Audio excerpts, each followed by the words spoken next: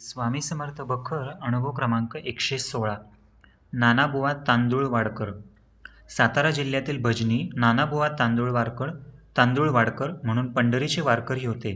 बुवा प्रेमळ भक्त असून दैविक साक्षात्कारी होते. श्री दत्तावतार स्वामी महाराज अक्कलकोटास भक्तजन तारण्यासाठी वास करीत आहेत अशी कीर्ती ऐकून श्रींचे दर्शन घ्यावे या हेतूने ते अक्कलकोटास गेले.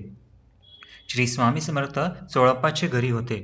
बुवा तेथे जाऊन समर्थचरणी मोठ्या प्रेमभावाने वंदन करून खाली बसले व त्यांनी ते अद्भुत दिव्य तेज व अजानबाहू मूर्ती पाहून त्यांच्या डोळ्यातून आनंदाश्रू वाहू लागले.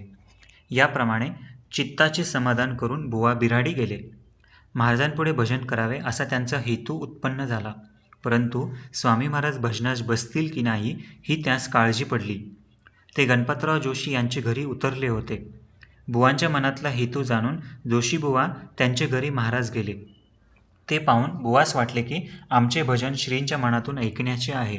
बुवास मोठा आनंद झाला व त्यांनी लागलीच मृदुंग, वीणा, टाळ वगैरे आणून भजनास आरंभ केला. त्यावेळेस स्वतः ते प्रेमळ व भजनही सर्वोत्तम करणारे आणि पुढे श्री समर्थांची स्वारी विराजमान झालेले. मग त्या आनंदास काय विचारावे, दुग्ध शर्करा योगच. असे भजन चालले असता सर्व श्रोतेजन प्रेमरसात बुडून गेले होते. भजनाचा ऐन रंग बुवांच्या डोळ्यातून सारखे पाणी चालले व त्यांच्या तोंडातून शब्द येईनात. असे होता होता ते जमिनीवर पडले. ते एक घटका निश्चेष्ट पडले होते. मग सावध होऊन पुन्हा भजन करण्यास लागले. भजनाची समाप्ती केली व श्री समर्थास आरती करून पादारविंदी नमन करून ते खाली बसले. बुवा खाली बसल्यावर त्यास गणपतराव जोशी यांनी आपण एक घटकाभर तटस्थ का उभे होता ते कृपा करून सांगावे म्हणून प्रार्थना केली. तेव्हा बुवांनी त्यास सांगितले की निम्मे भजन झाल्यावर श्री समर्थांनी आपले हे स्वरूप अदृश्य करून सावळा मूर्ती, पितांबर परिधान केलेली, कटीवर दोन्ही हस्त ठेवलेले, मस्तकी मुकुट, कानी कुंडले धारण केलेली अशा श्री पांडुरंग मूर्ती मला दिसू लागली.